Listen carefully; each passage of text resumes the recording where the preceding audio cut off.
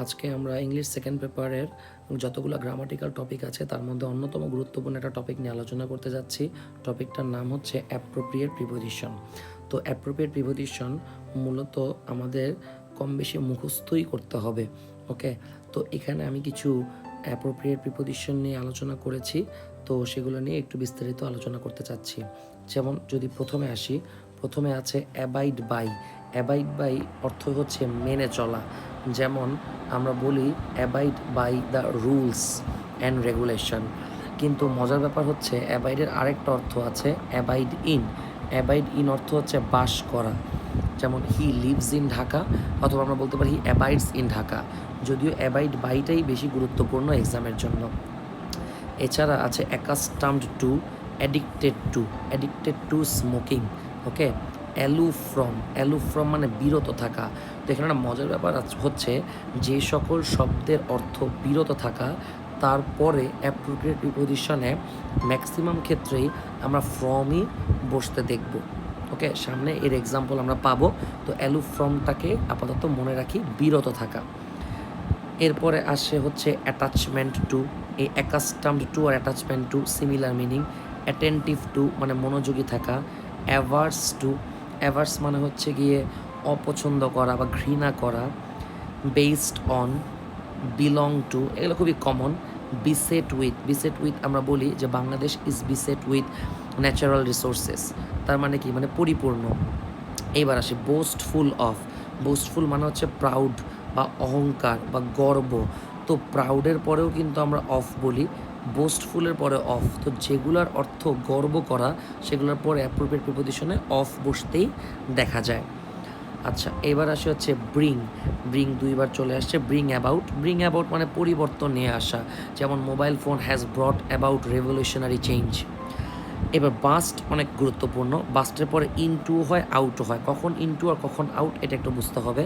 যেমন বাস্টের পরে যদি ইনটু হয় তখন আমরা বলি লাফটার, মানে অট্ট হাসিতে ফেটে পড়া, বাস্ট ইনটু লাফটার।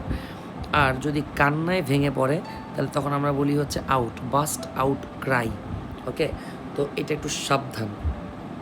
এরপরে হচ্ছে careful, careful of. Careful of মানে সতর্ক থাকা। যে যেসব শব্দের অর্থ সতর্ক বা মনোযোগ, তারপরে অ্যাপ্রোপ্রিয়েট প্রিপোজিশনে আমরা অফই বসাবো। সামনে আমরা এগুলো দেখতে যাচ্ছি। আচ্ছা, আমি চোখের সামনে একটা পাচ্ছি যে কনশাস অফ, মানে সচেতন থাকা, কিংবা কেয়ারফুল অফ। ওকে, এরপরে হচ্ছে ক্লিং, ক্লিং মানে লেগে থাকা। ক্লিংয়ের পরে টু। এগেইন যেই সব শব্দের মিনিং লেগে থাকা, সেগুলোর পরে টুই হয়।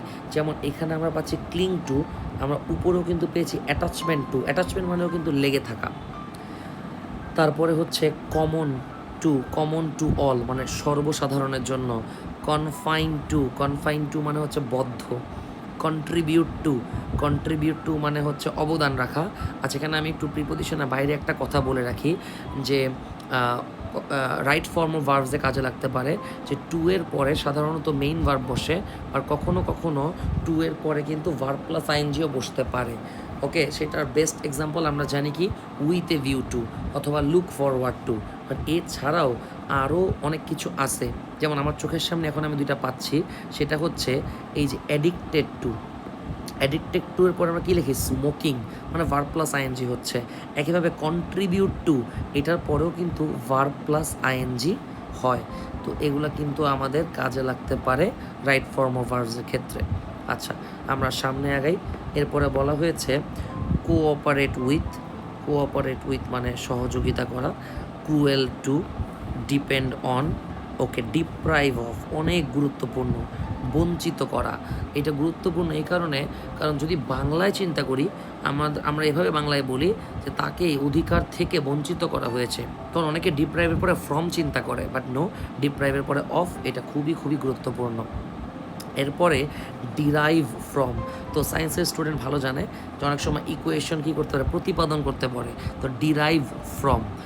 এরপর হচ্ছে ডিভয়েড অফ, এটাও প্রচুর গুরুত্বপূর্ণ। ডিভয়েড অফ মানে শূন্য। ওকে, শূন্যতা। যেমন she is devoid of honesty, মানে তার ভিতরে সততা বলে কিছু নাই, খালি। এরপরে আছে opposite to, passion for, pertain to. আচ্ছা, এখানে একটা কথা বলি, পার্টেইন টু রিলেটেড টু একই কথা। পিটির পরে অন আপন দুইটাই হয়, পয়েন্টের পরেও টু আউট দুইটাই হয়। এটা অবশ্য ডিপেন্ড করে কখন কোনটা। যেমন অনেকগুলা প্রবলেমের মধ্যে আমি আপনাকে একটা প্রবলেম খুঁজতে বললাম, তখন আমরা বলি পয়েন্ট আউট দ্য প্রবলেম, ওকে। কিন্তু আমরা যদি ডিরেকশন দেখাই, যে লাইক উত্তরের দিকে ডিরেকশন দেখাইলাম, পয়েন্ট টু দ্য নর্থ, তো ডিরেকশন দেখাইলে পয়েন্ট টু, আর কোনো কিছু খুঁজে যদি বের করতে বলে তাহলে পয়েন্ট আউট। প্রিজাইড ওভার কিন্তু অনেক ইম্পর্টেন্ট। প্রিজাইড ওভার মানে হচ্ছে গিয়ে মানে কার তত্ত্বাবধানে জিনিসটা হচ্ছে। যেমন আমরা এটা ইউজ করি অনেক সময় মিটিংয়ের ক্ষেত্রে, যে hour principal প্রিজাইডেড over the meeting, মানে তিনি মিটিংটার কন্ট্রোলে নিয়েছে, মানে তার অধীনে হচ্ছে। সিঙ্ক ইনটু অনেক গুরুত্বপূর্ণ। সিঙ্ক ইনটু মানে ডুবে যাওয়া, সিঙ্ক ইনটু অবলিভিয়ন মানে দুশ্চিন্তায় ভোগা। এইবার কিছুক্ষণ আগে বলেছিলাম লেগে থাকলেই তারপরে টু বসে, তার আরেকটা এক্সাম্পল হচ্ছে স্টিক টু, তাহলে স্টিক টু, ক্লিং টু, এগুলো মানে লেগে থাকা। সাফার ফ্রম আমরা সবাই জানি। থার্স্টি ফর, ওয়ার্দি অফ, এটাও কিন্তু গুরুত্বপূর্ণ, যে I am worthy of this, মানে এই জিনিসটার জন্য আমি যোগ্য। ওয়ার্দি মানে যোগ্য। এইবার আসি সবচেয়ে গুরুত্বপূর্ণ একটা জিনিসের ডাইয়ের পরে যে কোনো প্রিপজিশন হইতে পারে, কোনটা কখন হয় সেটা একটু আমরা সংক্ষেপে আলোচনা করে ফেলি। যেমন ডাইয়ের পরে অফ কখন হয়? ডাই অফ হয় ডিজিজের ক্ষেত্রে, যেমন die of cholera, die of jaundice. Die for অর্থ sacrifice, like die for your country, die for your religion. Die from, এইটা হয় হচ্ছে কোনো কিছু অতিরিক্ত থেকে, like over eating, over drinking, over sleeping. Die in, এটা র্যান্ডম, সাল বোঝানোর ক্ষেত্রে, লাইক হি ডাইড ইন 1971। আর ডাই বাই, এটা হয় হচ্ছে অ্যাক্সিডেন্টের ক্ষেত্রে, রোড অ্যাক্সিডেন্ট, কার অ্যাক্সিডেন্ট ইত্যাদি ইত্যাদি। এরপর আসি কোনো কিছু প্রভাব বুঝাইতে চাইলে তারপরে অন হয়, যেমন effect on, emphasis on, okay. And এই যে পেয়ে গেলাম কোনো কিছু থেকে পলায়ন অর্থে স্কেপ, তারপরে কি হয়? ফ্রম হয়, স্কেপ ফ্রম, এমনটাই কিন্তু ছিল, আমরা আগে পড়েছি এই যে অ্যালুফ ফ্রম, ওকে, মানে বিরত থাকা অথবা পালায়া যাওয়া। আচ্ছা, এরপরে familiar to, filled with, free from, glimpse of, okay. আরেকটা গুরুত্বপূর্ণ পাইলাম গুড অ্যাট। আমরা গুডের পরে ইন অনেকে দিয়ে ফেলি, like she is good dash mathematic, সে ম্যাথমেটিক্সে ভালো, তো অনেকে মনে করে good in mathematics, no, good at mathematics. Good at মানে দক্ষ। একইভাবে bad at, worse at, better at. আচ্ছা, হ্যাঙ্কার আফটার, হ্যাঙ্কার আফটার মানে হচ্ছে আমরা বলি না হ্যাঙ্কার আফটার মানি, মানে টাকার পিছনে দৌড়ায়, ওকে। হিন্ড্রেন্স, হিন্ড্রেন্স মানে বাধা, হিন্ড্রেন্স টু। এই যে impact on, impact, emphasis, effect, সব সেম মিনিং, এগুলোর পরে অন বসবে। ইনক্লাইন টু, এইবার আরেকটা পাইলাম ইনডিফারেন্ট টু। ইনডিফারেন্ট মানে হচ্ছে উদাসীন, ওকে, এটার মিনিং অনেকে জানে না। ইনডিফারেন্ট টু মানে হচ্ছে উদাসীন। ইনডালজ, ইনডালজ ইন, ইনডালজ মানে হচ্ছে মগ্ন থাকা। তো যে কোনো কিছুতে যদি আপনি জড়িত থাকেন বা মগ্ন থাকেন তারপরে ইন হয়, যেমন ইনডালজ ইন, ইনভলভ ইন। এরপর আছে inherent to, instead of, known to, lack of, lack behind, এগুলো মুখস্থ করে ফেলবেন, এগুলো ইজি কমন।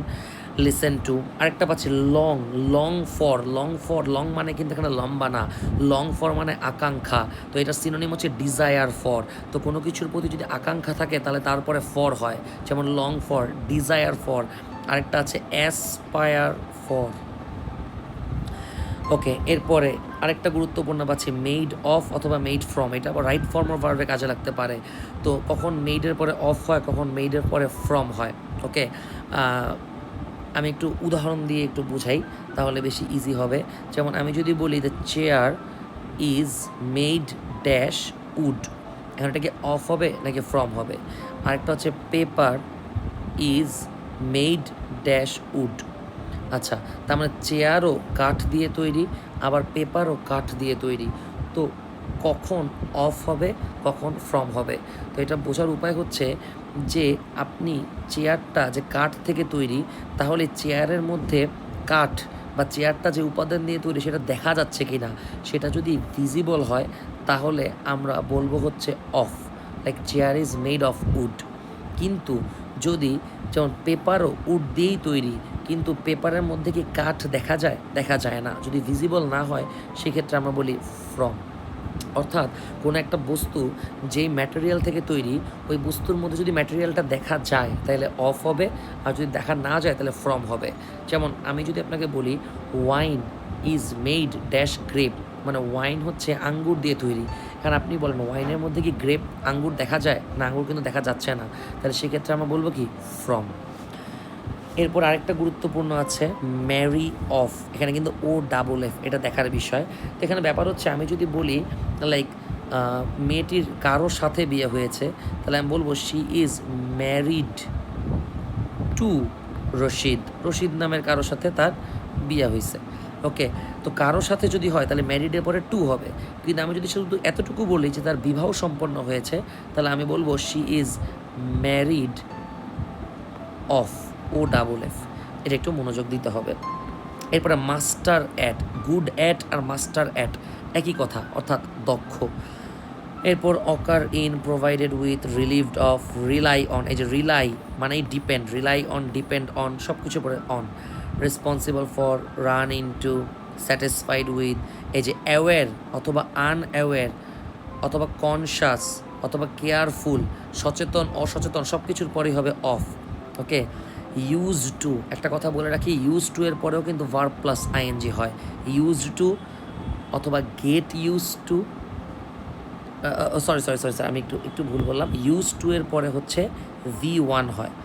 ওকে, যেমন I used to walk early in the morning, কিন্তু যদি এটা গেট ইউজ টু হয় অথবা বি ইউজ টু হয় তাহলে কিন্তু সেটা ভার্ব প্লাস আইএনজি হয়ে যাবে, এটা একটু মনে রাখতে হবে। এরপরে আছে victim to, vulnerable to, endow with. আচ্ছা, এখন কোশ্চেন হচ্ছে এগুলো পড়লেই কি হয়ে যাবে কি না? তো আমি এগুলো কোথা থেকে কালেক্ট করেছি সেটা আপনাকে বুঝতে হবে। এই যত বোর্ড কোশ্চেনে অ্যাপ্রোপ্রিয়েট প্রিপোজিশন যা যা এসেছে সবগুলো আমি এখানে অ্যাসেম্বল করার চেষ্টা করেছি। তো হ্যাঁ, এখান থেকে পড়লে তো কমন পাওয়ার আশা করা যায়, বাট এগেইন গ্রামারে যে ফুল কমন পড়বে এমনটা চিন্তা করা বোকামি। বেস্ট অফ লাক, আল্লাহ হাফেজ।